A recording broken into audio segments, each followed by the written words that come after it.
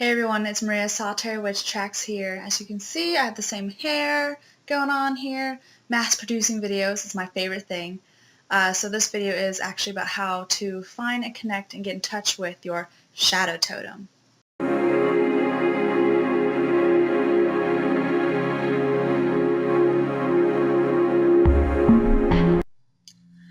Okay guys, so as you know, I've been doing a lot of shadow work with a group of women I call Tribe Bitches. We had a little bit of, we had to take a little bit of a break because it was getting super fucking intense. And so now we're picking it back up, and it's nice because I really need to get this finished. I'm like, in the sense, I need that closure.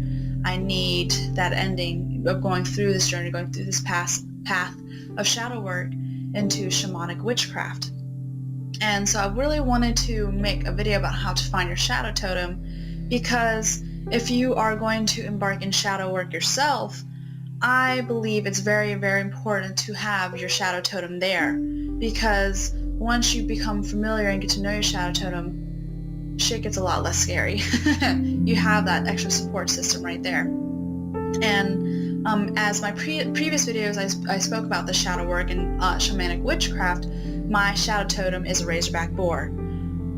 Still a little scary when I come across it, still a little scary when I look at him, but not as scary as I used to be. So I came across my shadow totem in meditation I did myself. I mean, there's plenty of great guided meditations out there, but I based my meditation on getting my shadow totem off of Flora Sage's original, shadow guided totem animal meditation that you could do with her. And that's how I found my original totem, which is a snow leopard. That is my main totem. Her name is Kasha. I love her. I work with her often. She's always there, very comforting for me. She is, she's a part of me. And so I use the same basis off of her meditation to find my shadow totem. And so in my meditation, what I did is, it's really good to get into a trance state, especially for shadow work. Any form of shadow work, I highly suggest trying to get yourself into a trance state.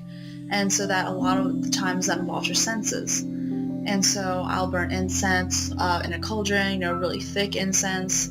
I will also put on really trancey music, not necessarily pagan, but like trancey, Azim Ali. A lot of her music is actually used for belly dancing, things like that, but it's very trancey, very dark, mysterious, little edgy, not super edgy, but very trancey, very instrumental, and it really puts you in that place. And so I'll play her music, burn some incense, light some candles, and get myself ready and situated. And you can lay or sit in however position you want to. I sat down, cross-legged with my back against the edge of my bed for rest and comfort, so I don't keep my back up straight. And in my meditation, I always end up first in complete total darkness. It's just darkness, and then a door opens up, and in the door there's a white cold light filtering out. And so I go into there, and with the regular totem animal one, there's a lot of, it was bright forest. The forest was in the daytime, you can see the sunlight, you can see all the trees and the plants and the animals. But this one, since I was doing particularly shadow work, and make sure also before you go into the meditation, you go in with the intention, you light a candle, state your intention, because that really helps direct your mind when you're in that meditative trance state. But as I was saying, in that meditation, the forest was dark. I could only barely see the colors of the bark or the colors of the leaves here and there, and I saw eyes.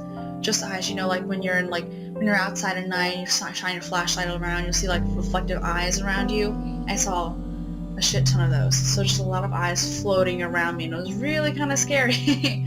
And I did that, and I was looking and looking and looking. And for me, when I'm actively looking and actively searching in my meditations, it never works.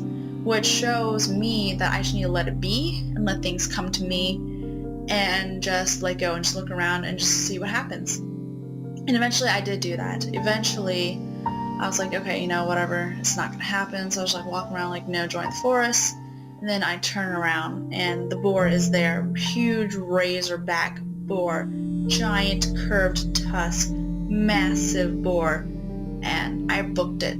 I ran. I was so scared. Usually it's really hard to scare me. I pride myself on being a Leo. I'm being very brave, especially being a triple Leo. So I pride myself on being very brave, being able to face my fears, being able to get over things, and like through sheer will and determination, like I will get over it kind of thing. Not this time. I was scared shitless. I ran, and like I do not know why. That was just the first instinct, and then I realized, you know, this never happens to me when I come across an animal. I've come across bears and sharks and stuff before, and I was like, whatever, it's nothing. But that first initial fear reaction, that flight reaction, is how I knew that the boar is my shadow totem. And that's how you know when you come across an animal in your meditations and your first instinct is complete disgust or fear and withdrawal, like you want to get out of that situation so badly and so quickly. That's how you know that's your shadow totem. And that's when I turned around, I stopped and I breathed, and I was like, okay, this is really scary, but I have to do this, because if I don't, why did I come here in the first place? You know, this was a total waste. And so I turned around and stared it down, and I just stood there, or sat there with it, I should say. I got eye level, so I sat down, I sat there staring across from it, and I just looked at it. And that's what happened.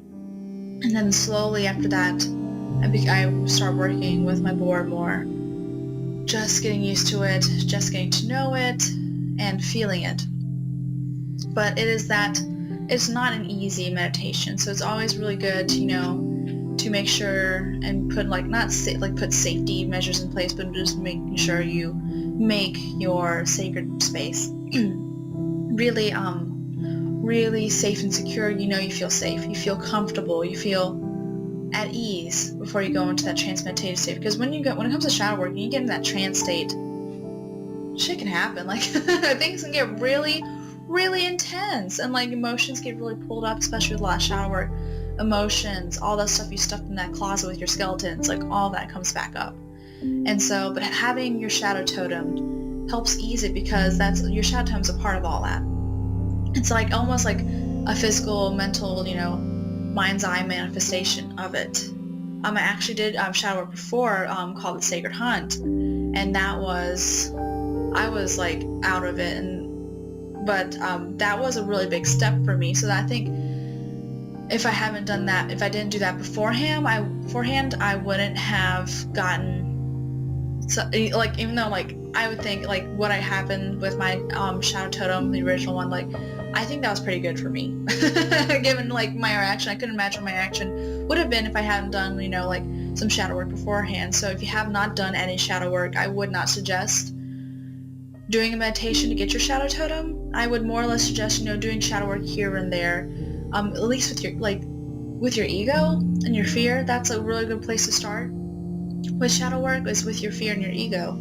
And from there, once you get more comfortable with working with that, I would then, you know, definitely do a shadow totem meditation. I mean, you can still technically use Flora Sages, but when I used hers, it was like I did mainly use it for my main totem, so because I saw a lot of light and brightness. And so, if you are a good visual learner, like if you're really good at visualization, I would suggest doing it on your own. If not, Christopher Pensack's Temple of Shamanic Witchcraft has really good meditation in there. I think the Inner Temple of Witchcraft also might have one as well, because that's also about shadow work. So that's also a really good place to start, is Christopher Pensack's Temple of Inner Witchcraft, Inner Magic. That one is all about shadow work as well. And technically I was supposed to do that before, like the Shamanic Witchcraft is the very last one, but I mean, I don't have time. Like, at least with my group, we're not gonna, like, that's too much to read for all of us. And you know, I've done some extreme shadow work before when I was like in a really trance state. I was hearing things, like I was hallucinating. That's how strong it was. I was hearing stuff, and so I think that's really helping me a lot and helping me get a good grasp on my shadow work. But yeah, so I mean, if you can, I would definitely listen to like trance music, burn some incense, and even some shamanic rituals. They call for you know, taking of, you know, substances like alcohol, things like that, to help put you in that state, because like, or even, you know, fasting. And so also, you know, if you think it's hard for you to visualize, if you fast, I mean, it will help. I wouldn't, like, if you're not health-wise, you need to make sure you're healthy and you're up for it. But if you're not up to it, I wouldn't suggest to fast. Because I fasted for a day. I drank nothing but water, but I was also very physically active, so that really messed my brain up or put me in that state where I was more susceptible to spiritual experiences. And so if you really really intensely want to get into your shadow work, that's also a good thing to do. Fast, just drink water, stay hydrated at least, because some people when they fast, they don't eat or drink water, and that's, for me, I'm like, that's so unhealthy. And that's I can't, I get thirsty, so that's something definitely, that's one way of doing it. Don't get drunk, but you can drink some alcohol, get you into that, that liminal state. Some people, they even, partake of drugs. I would not suggest, anything that's not green is mean. So, some people, they would, take peyote and things like that, or smoke marijuana and things like that as well. And so, whatever you're most comfortable with is always really good for shadow work. But that is, I didn't partake in anything in particular when I did my shadow totem. I just got myself in that trance state. I played music, I burned incense, I got myself in a comfortable position. It was pitch black around me, one candle for shadow work, and that worked for me. So whatever works for you, great, do it. But it's very, I would definitely suggest not to go full head on into finding your shadow totem. Make sure you do some work beforehand to familiar yourself with that realm, because it can be quite scary. But I hope this helped you guys, on how to find your shadow totem. If you have any more questions or anything like that, please let me know. Maybe I was thinking about, doing a guided shadow totem meditation. If you guys want that, let me know. I might make that video. So I never really made any, guided meditation videos, but it's always been something that's been I've been interested in. And so if you guys would like one for shadow totems, I would be more than happy to provide. So just let me know. Blessed be. Namaste.